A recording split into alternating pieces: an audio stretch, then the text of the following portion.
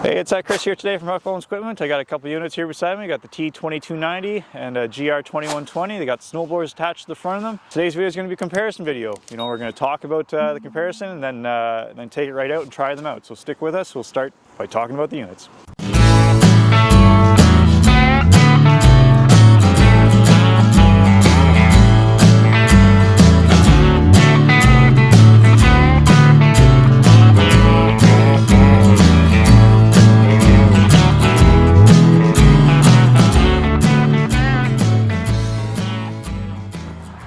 So starting out front on the comparison of these two units, starting with the T series here, you'll see that it's manual controls. So whether it's a manual rotation or manual deflector, it's all manual. There's not an option of electric anything or hydraulic this or that. It's all manual. Whenever you get a little bit further back to the actual how it attaches, it's not quick. There is no levers and pins and stuff like that. It's a process. You're not going to install this in under an hour. It's a process to take this on and off. As you'll see, it does still blow snow. It's still pretty good that way. And speaking of blowing snow, these snowblowers you'll see out front are virtually the same. This one's 46 inch to a 48, but the design features to the blowers themselves are virtually the same. So, you got that gearbox and a 2-auger system with identical fans. So, and then moving actually to the unit itself, it's a 22 horsepower Kawasaki powering this, and it's belt driven. So be mindful that depending on what application you're doing, there's a reason it's belt drive. It's because obviously it's cheaper, but it has its limitations, and you're going to see that in the video of what it is capable of. And the big thing is just whenever it bogs down, whenever you either get into the heavy wet snow, it's going to not be able to throw it. Even today we got an ice storm overnight. You'll see kind of on the hood stuff here is covered in ice.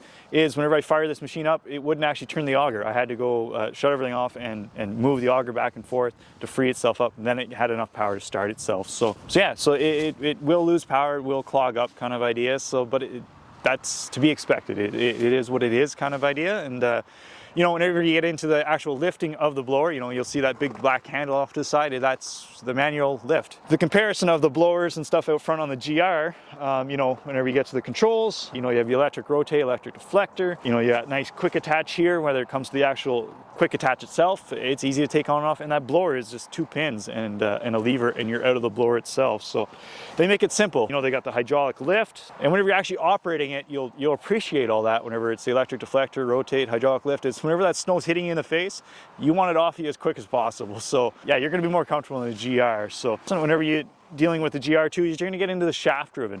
Again, shaft driven, whenever you get into that heavy wet snow, it's not going to bog down nearly as bad. It's still going to throw snow. Yes, you can clog it up whenever you get into the slushy conditions, but it's still going to throw snow. It's going to throw it far and hard and not leave you stranded. You get into the all-wheel drive aspect of a GR. You'll see it whenever we're operating it here today, it doesn't get stuck. It's pretty easy to go bury a 2-wheel drive unit. It's very difficult to go bury this all-wheel drive. It powers through.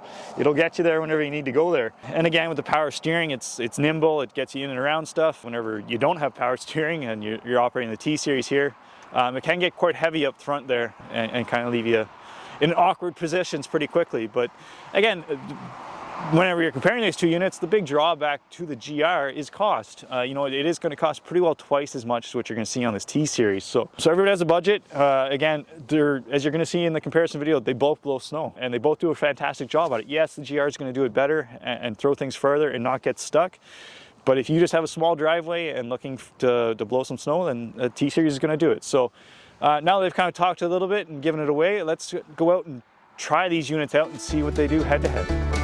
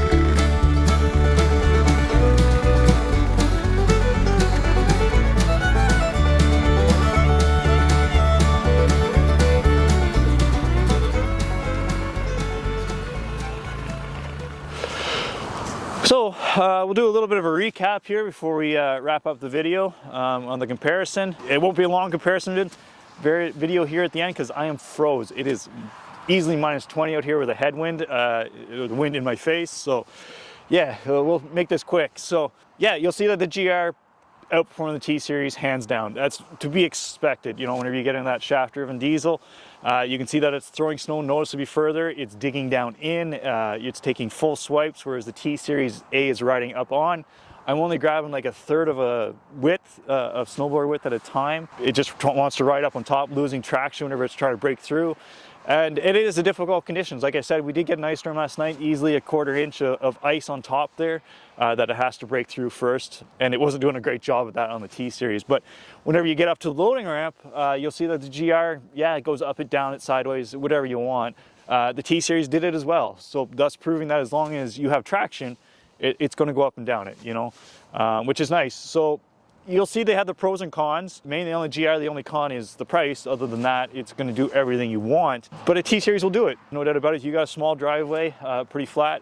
It's going to do it and do it well. No ifs, ands, or buts about it. So yeah, again, it's freezing. I'm going in. I hope you enjoyed today's video. If you did, please like and subscribe. If you have any comments, please leave them down below. Thank you.